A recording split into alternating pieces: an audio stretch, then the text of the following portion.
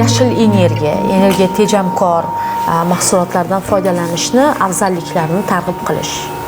Shu maqsadda sizni uyingizda quyosh panellari o'rnatilganini guvohi bo'lyapmiz va men savolim, quyosh paneli o'rnatishga sizga nima turtki bo'ldi? Bu qarorga nimaga keldingiz?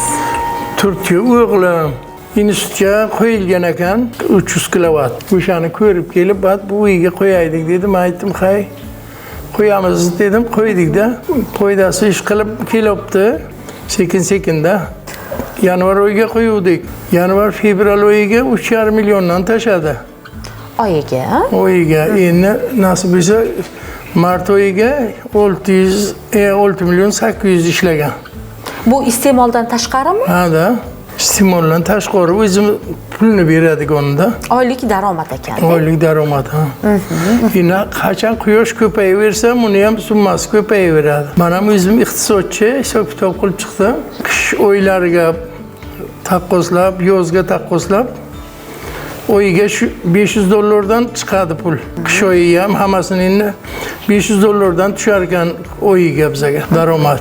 Nasib bo'lsa, sekin-sekin chiqaradi o'zini pulni. O'zi o'rnatish jarayonlari qancha summaga tushdi? 185 mingmi? Shunday tushdi. 185 million. Usta pullardan tashqarida. Iqtisodchiman deysiz, shu 185 million qancha vaqtda o'zini oqlaydi deb hisoblab chiqdingiz? 2 yil, 2,5 yilga, 2 yil 4 oyga o'zi hisob-kitob qildim, 2 yil 4 oyga chiqarib beradi. Iste'moldan tashqari.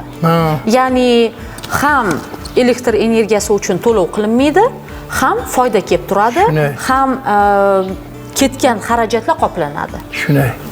Bu quyosh energiyasidan foydalanishning o'zi asosiy sababi nimada? To'kni kam transformatordan chiqadigan to'klar kamroq. Buni qo'ygandan keyin o'sha shu transformatordan kim oziq olibdi, o'shalar aytibdiki, o'sha 230-240 beryapti bu. Har kunligini o'lchab o'tiramiz. Foydasi bu. Ana prezident qaroriga muvofiq shu ishni qildik. Prezident yomon yo'lni boshlamaydi-ku xalqqa. Albatta, Shuning uchun prezidentni aytganlarini qilgan odam kam bo'lmaydi.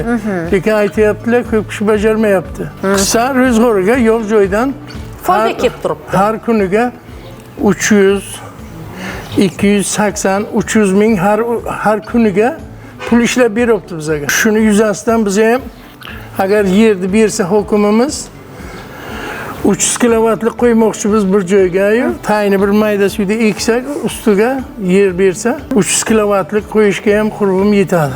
Shunga harakat qilaman. Ham nasib bo'lsa, u ishim ham amalga oshsa, yana ko'payadi daromad.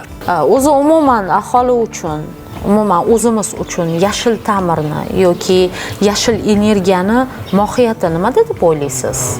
Mohiyat shu foyda bo'ladi, quyoshdan foydalanish bo'ladi davlatimizga ham tabiiy resursdan foydalanish. Ha-da, bizga quyosh ko'p-ku. Shu masalan bir yilga kamiga qanday desam sizga, quyosh chiqmaganini hisobga olsangiz, shu 35 kunlar quyosh bo'lmasligi mumkin. Bizni Buxoro oblasiga qolgan payt hamisha quyosh bor. Quyosh degani bu daromad degani endi bizga. Shuning uchun qilindi bu ishlar.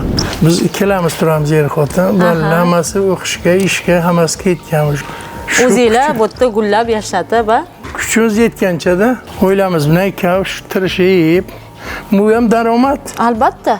Giloslardan biltir o'sha mana ularni shamshila gilos deydi.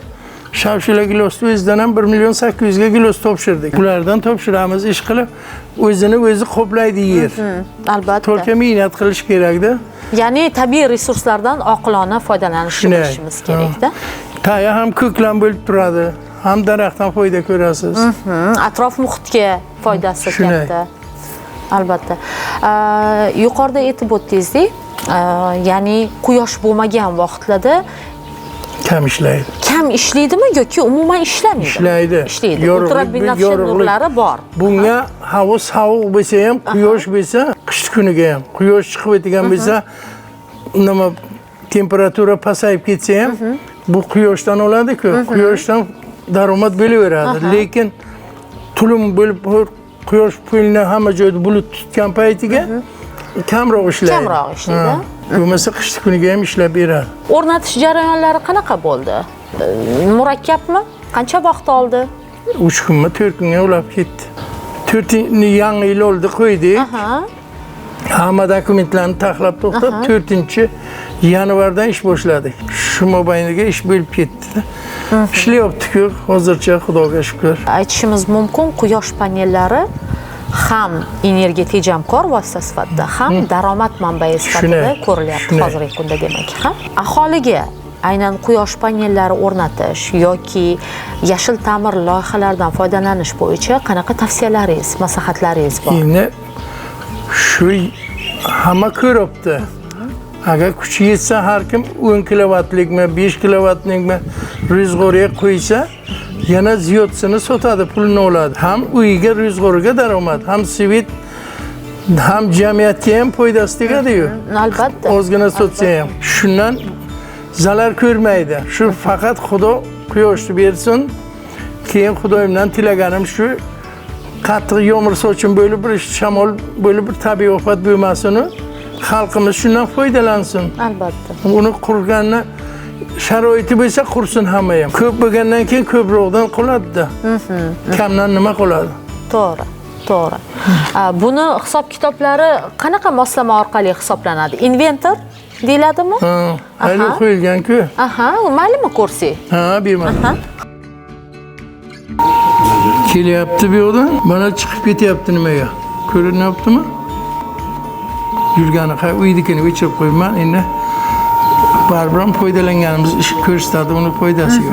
Mana ertalabdan bozim bizga quyosh yo'q-ku, 67 kilovat Ishlabdi. Molga qara, suv biye, uyishtiqi, tayin tort. Ovqat tasha demaysiz, bu sekin-sekin tashab o'tiradi. Buni nasib bo'lsa puli chiqqandan keyin 300 bo'lib ketadi. Hammaga shu tavsiyam beraman, hamma ham kuchi yetganicha azrir bordan qo'ysin uyiga.